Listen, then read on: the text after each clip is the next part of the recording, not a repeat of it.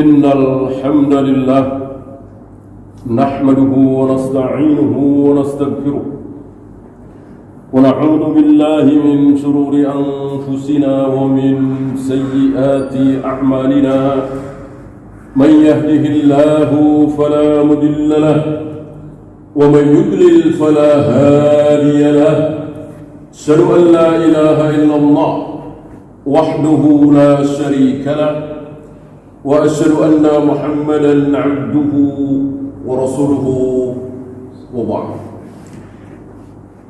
Jemaah azakumullah, saya ajak antum untuk mengingat-ingat apa yang terjadi pada diri kita waktu kita TK dulu misalnya, atau umur 5 tahun, 6 tahun.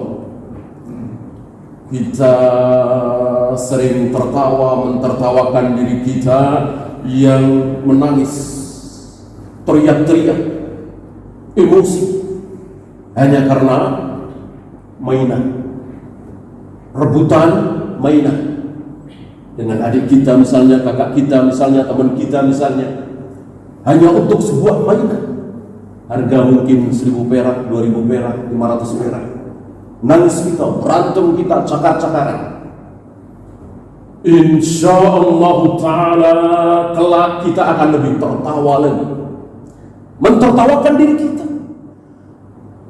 Ketika kita tega berantem, pukul-pukulan, bahkan saling membunuh hanya untuk urusan proyek 5 miliar, 20 miliar, bahkan triliunan, yang hari ini kita lihat sebagian kita, saudara-saudara kita, sampai cakar-cakar, sampai tega memfitnah, sampai diadukan ke depan hakim dan seterusnya, hanya untuk urusan proyek 5 miliar, 100 miliar, triliunan. Kita akan tertawa nanti. Apalagi ketika kaum muslimin sudah masuk surga, mengingat bagaimana waktu di dunia dulu mentertawakan, bagaimana kita berebut dan bangkai kambing. Apa yang dikatakan oleh Allah dan Rasulnya tidak mungkin keliru, tidak mungkin berlebihan, tidak mungkin tidak pas, pasti pas. Apa yang Allah katakan dengan dunia tidak lebih dari bangkai kambing. Fitnah. Orang kafir, orang Amerika, orang Eropa, orang Jepang tidak tahu ini wajar. Wajar mereka berebutan, wajar mereka saling sikat, saling fitnah.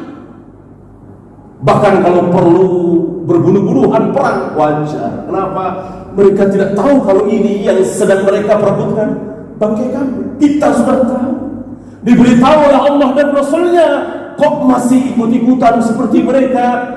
Betapa rendahnya kita, betapa bodohnya kita. Tidak pantas bagi seorang mukmin yang beriman kepada Allah dan hari akhir, beriman terhadap qala Allah wa qala Rasul, yakin seyakin-yakinnya ucapan Allah dan Rasulnya tidak mungkin salah, tentang dunia la'ibun, fitnatun, wa tafakhurun, lahwun, sendaguro, permainan, bangkai kambing. Kita ragu.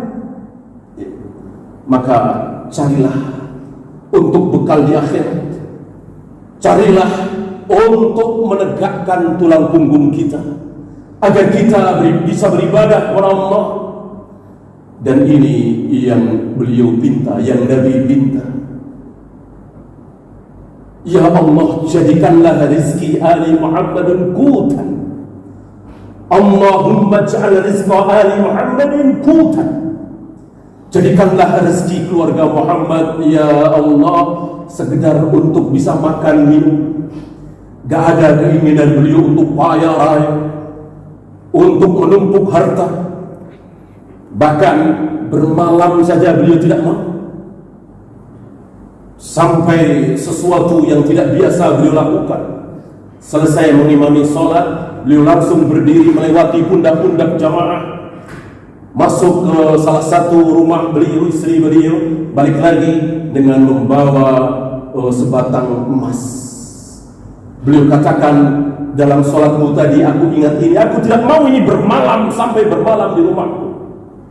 Lalu beliau suruh untuk bagi-bagikan. Beliau adalah manusia yang paling tidak takut miskin. Tentu kita tidak wajib seperti beliau.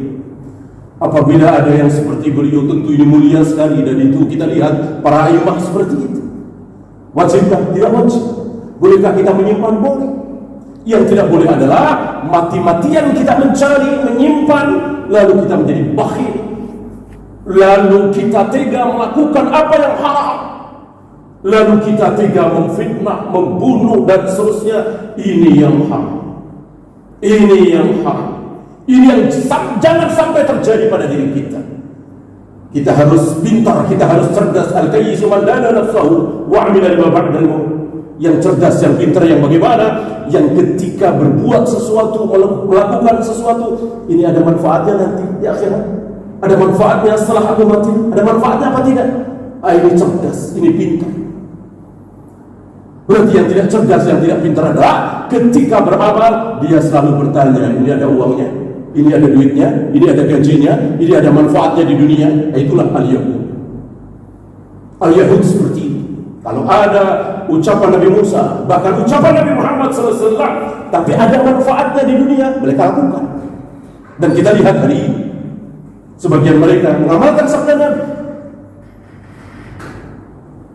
tentang ekonomi misalnya, tentang karantina misalnya. Karena apa? Ada manfaatnya di dunia. Tapi yang manfaatnya di akhirat, sholat, menyembah Allah, tidak menyekutukan Allah, cuek mereka. Inilah al-Yahud. Jangan sampai kita seperti mereka. Mencari dunia silahkan, tapi jangan sampai mengganggu pencarian akhirat kita. Aqulu qawli hadza astaghfirullah li wa lakum.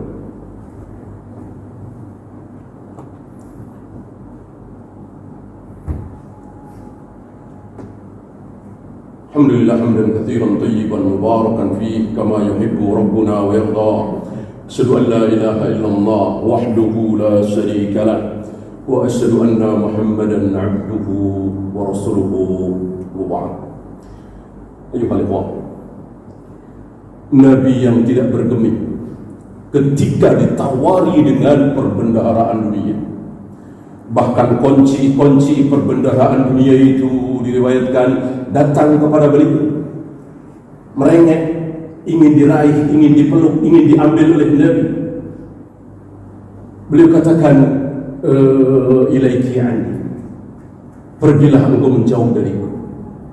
Seandainya beliau mau, maka beliau menjadi manusia yang jauh lebih besar kerajaannya daripada Nabi Sulaiman, yang jauh lebih kaya dari siapapun, dan kedudukan beliau tidak berubah.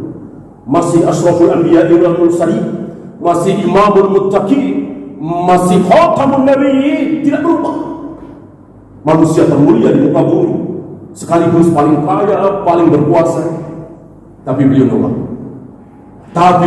Kenapa? Tadi beliau tidak akan bernafsu dengan bangkai kambing. Seandainya itu beliau terima, ya paling beliau rasakan 30 tahun, 40 tahun. Umur beliau waktu itu sudah berapa? Beliau wafat 63 tahun. Ya, maka beliau cerdas. Ngapain untuk waktu yang 23 tahun, 30 tahun dihabiskan untuk berfoya-foya, bernikmat-nikmat. Sementara ketika beliau dipameri oleh Allah surga, itu pun belum bidadarinya, itu pun belum gedung mewahnya, baru setangkai buah surga. Baru setangkai buah surga Allah memameri beliau. Beliau nggak kuat, beliau nggak bisa menahan diri, beliau maju ingin meraih itu. Padahal beliau sedang sholat, sedang mengimani sholat kusuf. Ya. Kenapa? Karena beliau cerdas, beliau tahu, beliau pintar bahwa ini kekal abadi, yang ini sementara, bangkai kambing. Dan begitu pula ketika beliau tidak takut dengan cacian, makian, hinaan, bahkan pembunuhan. Begitu ditakuti oleh Allah dari sebagian neraka, sedikit dari api neraka, masih ketika sholat itu beliau mundur menjauh. Mestinya kalau kita ingin takut, takutilah neraka, takutilah azab kubur, dan takutilah kaum muslimin dengan itu semua. Wahai kaum muslimin, takutlah terhadap azab kubur. Bagaimana kejamnya, sadisnya, mungkar dan nakir, Malik dan seterusnya. Bagaimana kita melewati sirat? Apakah akan selamat? Bagaimana ketika amal kita ditimbang, lebih berat kebaikannya atau justru keburukannya? Apakah kita termasuk yang akan bisa meminum air telaga Nabi Al-Haud, apa justru diusir? Ini kalau mau menakut-nakuti kaum muslimin, jangan ditakut-takuti dengan kematian. Siapapun pasti akan mati. Apalagi sekedar sakit, sekedar virus, ini tidak mungkin keluar dari takdir Allah. Jangan takuti kaum muslimin dengan hal-hal seperti ini. Menyuruh kaum muslimin menjaga kesehatan, silakan.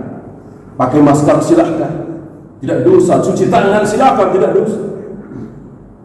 Tapi sampai menutup masjid, sampai tidak berjamaah, sampai tidak salat Jumat, waliyadu billah, na'udzubillah min dzalik. Allahumma salli ala Muhammad wa ala ali Muhammad kama sallaita ala Ibrahim wa ala ali Ibrahim innaka Hamidum Majid. Allahumma ighfir lil muslimina wal muslimat wal mu'minina wal mu'minat al ahya'i minhum wal amwat. Rabbana la tuzigh qulubana ba'da idh hadaytana وهب لنا من لدنك رحمة إنك أنت الوهاب. ربنا آتنا في الدنيا حسنة وفي الآخرة حسنة وقنا عذاب النار.